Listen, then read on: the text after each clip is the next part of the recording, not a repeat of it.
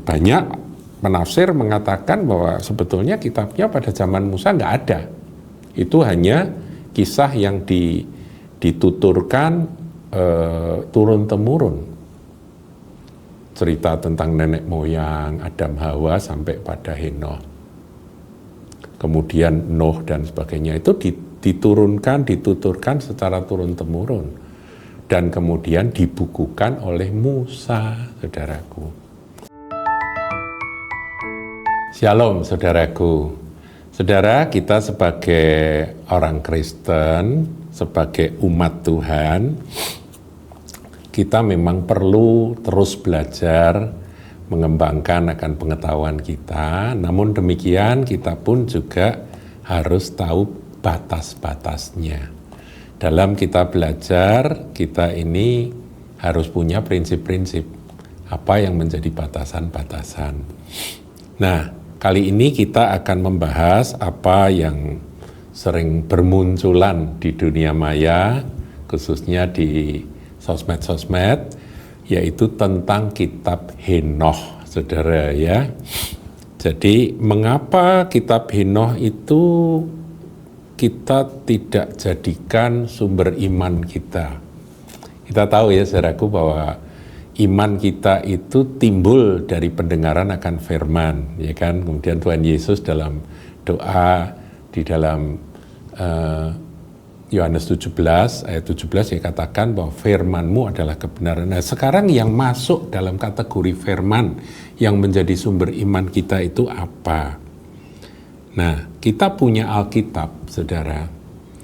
Jadi 39 PL dari 5 kitab Musa, kemudian kitab Yosua, kemudian Hakim-Hakim dan seterusnya, kemudian juga ada kitab Nabi-Nabi yang disebut dengan tanah sampai ke Maleakhi ya, yang di kanon yang kita miliki, Perjanjian Lama itu final, saudara. Dan inilah yang diakui oleh rabi-rabi Yahudi sampai hari ini. Saya pribadi percaya, saudaraku, meskipun rabi Yahudi ini belum menerima Yesus sebagai Tuhan dan Juru Selamat, mata mereka masih tertutup tentang siapa Mesias itu, tetapi bukan berarti Roh Kudus tidak memelihara akan firman Allah yang mereka pegang. Jadi mereka pun menyeleksi mana yang masuk di dalam kanon PL atau Perjanjian Lama. Dan 39 kitab itu final, saudara, ya. Nah, sementara Perjanjian Baru, saudara, kita semua tahu ya bahwa proses dari kanonisasi Perjanjian Baru itu bertahap. Tapi kan kita punya para rasul, ya, murid-murid Tuhan secara langsung, dan bahkan 2 dari penulis Injil kita yakini itu adalah murid langsung dari Tuhan Yesus, yaitu Matius dan Yohanes. Meskipun penulisnya mungkin murid, ya, murid dari Matius, murid dari Yohanes, itu tafsir, saudaraku. Tapi yang jelas inilah Injil dari Matius, Injil dari Yohanes. Kemudian Lukas dan Markus, banyak ahli mengatakan bahwa mereka adalah bagian dari 70 murid. Markus itu muridnya Petrus. Lukas adalah pendamping, tabib yang mendampingi akan Rasul Paulus dalam perjalanan. Jadi ini adalah orang-orang yang menjadi saksi-saksi pada zaman Tuhan Yesus hidup. Nah, kemudian kisah para rasul ditulis oleh Lukas dan seterusnya, surat-surat dari rasul-rasul, dan ditutup dengan wahyu. Nah, saudaraku, 27, kalau ada 39 PL, 27 PB ini juga sudah final. Nah, kalau ditanyakan mengapa kitab Henoh tidak dimasukkan di dalam kanon Alkitab, ya memang itu kehendak Tuhan. Seperti itu, ketetapan Tuhan melalui bapak-bapak rasuli, para rasul dulu, bapak-bapak rasuli diturunkan ke bapak-bapak gereja. Bapak rasuli muridnya para rasul, bapak gereja muridnya Bapak Rasuli, begitu saudara ya. Itu terus diturunkan sampai konsili demi konsili sampai ditetapkannya kanon yang sekarang kita pegang ini, saudara. Nah, saudara, kita lihat ayatnya, ayat yang mendasari, saudara ya. Saya bacakan Kisah Rasul 15 ayat 28. Ini ada satu pribadi yang disebut di sini yang sangat menentukan akan kebenaran atau sumber dari iman kita itu dari mana. Itu ini. Sebab adalah keputusan Roh Kudus dan keputusan kami. Nah, perhatikan. Jadi Roh Kudus itu ada satu person, adalah satu sosok pribadi yang di dalam pengambilan keputusan para rasul dalam sidang di Yerusalem itu, saudaraku, itu Roh Kudus betul-betul hadir, keputusan Roh Kudus dan keputusan kami. Jadi dalam setiap sidang para rasul, nanti Bapak Rasuli, Bapak Gereja, prinsip ini terus ada. Kalau nggak ada pribadi Roh Kudus, saudaraku, semuanya kacau balau. Makanya saya sering katakan bahwa perjanjian lama sampai perjanjian baru, dari Kejadian sampai Wahyu, itu ada benang merah. Karena yang menjaga dan bahkan yang mengilhami penulisan ini adalah Roh Kudus. Nah, di sini ketika mereka ada satu kebingungan untuk ngambil keputusan, mana yang boleh, mana yang nggak boleh ya pada waktu itu ya, peralihan dari Judaism ke Christianity, itu di situ dikatakan sebab adalah keputusan Roh Kudus dan keputusan kami. Jadi saudara jangan pikir bahwa kalau saya sebut bapak-bapak gereja yang menetapkan akan kanon kitab suci kita, Alkitab kita, dan itu sudah final, itu hanya mereka. Enggak, mereka dengan Roh Kudus, paham ya? Supaya kepada kamu jangan ditanggungkan lebih banyak beban daripada yang perlu ini, dan seterusnya. Ya, ayat 29 tentang menjauhkan diri dari makanan dipersembahkan berhala dan sebagainya. Jadi ketika mereka ada pertanyaan dan mereka mencari kebenaran, menentukan, itu Roh Kudus hadir. Satu pribadi yang betul-betul menyertai akan gereja Tuhan. Makanya dalam penentuan mana buku atau kitab yang dimasukkan di dalam kanon Alkitab, itu para bapak gereja tidak jalan sendiri, saudara. Mereka dikuasai Roh Kudus, mereka bertanya pada Roh Kudus, mereka ya seperti ini, keputusan Roh Kudus, mereka bertanya mana yang menjadi keputusan Roh Kudus dan yang akhirnya menjadi keputusan mereka. Karena kita yakin akan hal ini, jadi kita nggak memusingkan lagi. Mengapa Henokh tidak dimasukkan dalam kanon? Ya memang enggak, karena sudah diputuskan demikian. Jadi kalau sekarang ya pengetahuan sudah bertambah-tambah, saudara cari sumber dari mana saja untuk membaca kitab Henokh, saudara bisa baca dan sebagainya. Kemudian saudara melihat ada kemiripan itu dengan ayat-ayat firman Tuhan. Kenapa kok ini tidak dimasukkan? Ya memang bukan kehendak Tuhan. Ngerti ya saudaraku ya, itu prinsip yang pertama. Nah, kalau kita lebih mendalam, mengapa kitab Henokh tidak dimasukkan dalam kanon, padahal Yudas ya dalam surat Yudas disinggung ayat 14 ya, Yudas 1 ayat 14. Juga tentang mereka Henokh keturunan ketujuh dari Adam telah bernubuat. Katanya sesungguhnya Tuhan datang dengan beribu-ribu orang kudusnya. Ini tentang kedatangan Tuhan, ada nubuat dari Henokh. Nah, ini sumbernya dari mana? Kok Rasul Yudas ini dia bisa menuliskan akan ayat tersebut. Nah, inilah yang kemudian menimbulkan akan pikiran logika dari pembaca, berarti kitab Henokh itu ada.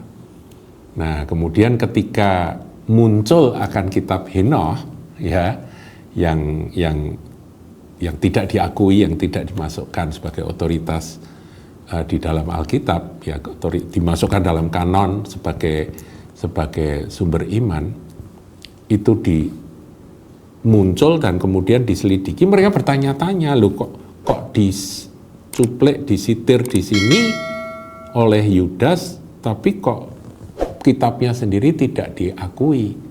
Mengapa? Ya, itu kan menjadi pertanyaan, saudaraku.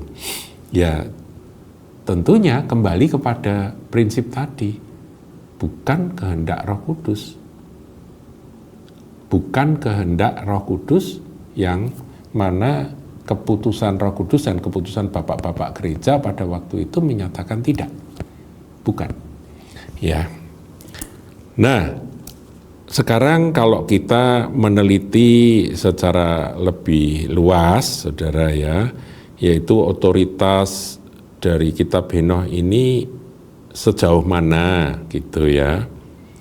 Nah, yang pertama yaitu masalah keaslian. Keaslian penulis, ya saudaraku.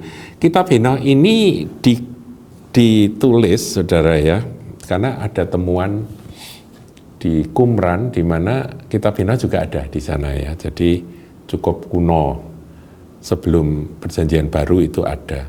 Tetapi meskipun kuno, tapi itu kan sangat jauh dibandingkan dengan hidupnya Henoh. Henoh ini kan zaman patriark, zaman nenek moyang, ya kan, bahkan sebelum air bah. Kemudian kita tahu, saudaraku, yang menulis akan kitab Kejadian itu kan Musa, saudara, yang menuliskannya. Nah, itu kan berarti kalau Musa sendiri hanya menulis kisah Henoh sepotong saja di dalam kitab Kejadian, ya sudah, itulah kebenaran tentang Henoh sejauh itu yang dituliskan, yang dijadikan sumber iman, yang berotoritas sebagai kitab suci. Jadi mestinya orang-orang yang ngotot hari-hari ini, kalau kitab Henoh itu harusnya dimasukkan, harusnya mereka tanya pada Musa. Kok Musa tidak memasukkan kalau memang ada kitabnya? Banyak penafsir mengatakan bahwa sebetulnya kitabnya pada zaman Musa nggak ada.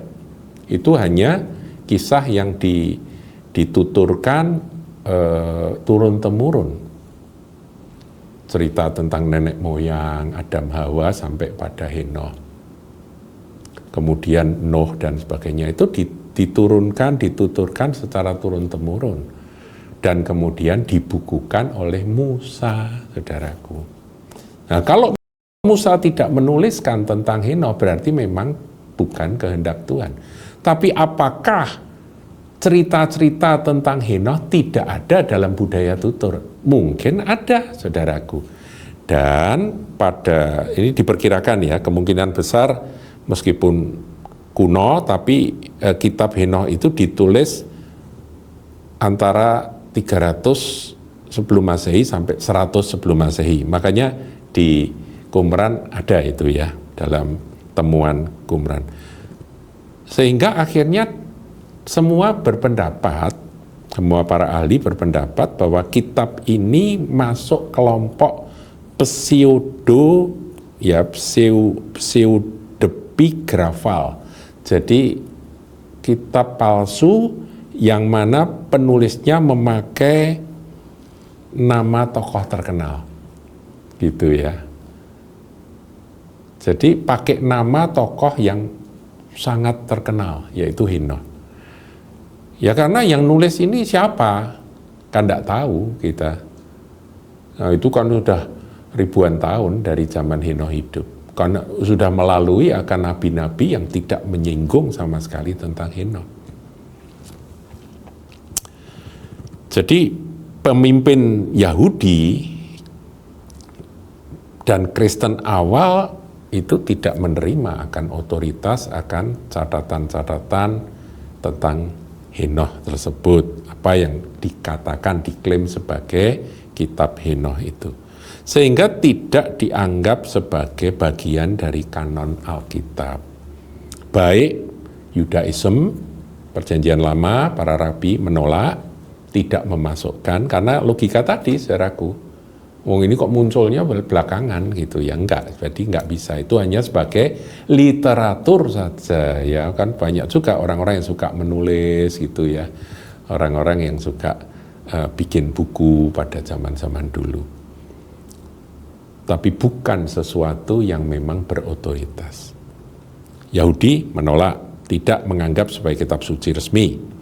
Kemudian PB ya, gereja juga mengikuti struktur kanon Yahudi. Yahudi menolak, gereja juga menolak. Gitu ya saudara, sesederhana itu. Tapi sekali lagi bahwa penolakan dari bapak-bapak gereja terhadap kitab Henoh ini juga karena itu. Karena ada Roh Kudus, saudara ya, yang tidak mengizinkan. Saya tidak berbicara tentang benar salahnya kitab Henoh, yaitu bukan sesi ini, saudara. Nanti ada yang bahas lainnya, tapi buat apa? Kalau itu bukan kitab suci kita, buat apa? Kalau itu literatur, para scholars mau membahas silahkan ya, saudara. Tapi kita nggak perlu bahas. Jadi tidak masuk dalam kanon kita. Hanya gereja Ethiopia Ortodoks itu memang menerima kitab Henoh sebagai bagian dari Alkitab. Jadi mereka hanya gereja Ethiopia saja.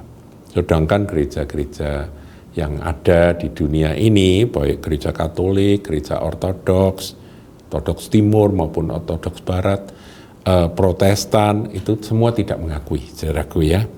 Jadi dianggap sebagai literatur religius Yahudi kuno yang tidak berotoritas, bukan bagian kitab suci. Nah, kitab Henoh itu merupakan naskah yang ditemukan dalam bahasa Ethiopia. Ini juga menjadi kendala. Kok bahasanya bahasa Ethiopia gitu ya, kok tidak dalam bahasa Ibrani atau Aram yang selama berapa abad sudah mestinya kan pakai bahasa Ibrani atau Aram gitu ya. Nah, sehingga para ahli menganggap kitab ini tidak dapat diterima keasliannya. Meskipun di Qumran ditemukan, saudaraku ya. Kemudian isinya dinilai lebih ke arah spekulasi apokaliptik gitu ya, tentang akhir zaman gitu ya. Itu suka ke sana ya. Zaman sekarang ini pun kan banyak ya, saudaraku ya, hamba-hamba Tuhan yang mengkhususkan diri di dalam pelajaran akhir zaman gitu. Nah, kemudian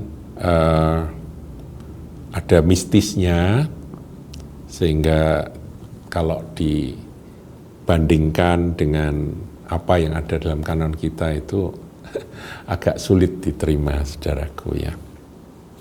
Ya tadi saya bacakan bahwa dalam surat Yudas 1 ayat 14 itu memang ada dikatakan ayat itu ada.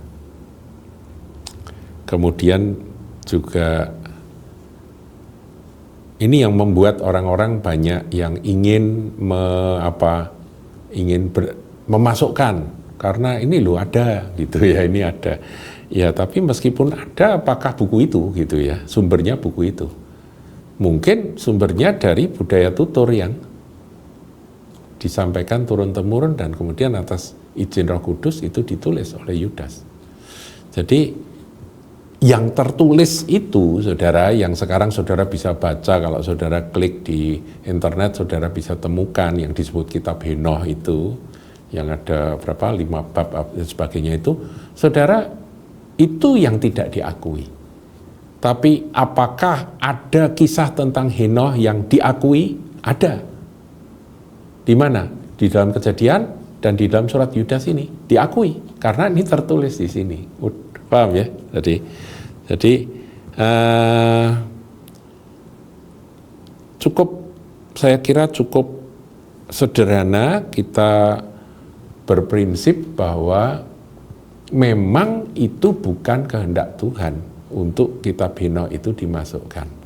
Dan jelas ini adalah kitab palsu dalam arti penulisnya itu memakai nama Henokh, nama besar. Ya, itu yang pemalsuannya di situ gitu. Jadi itu bukan tulisan Henokh sendiri gitu maksudnya.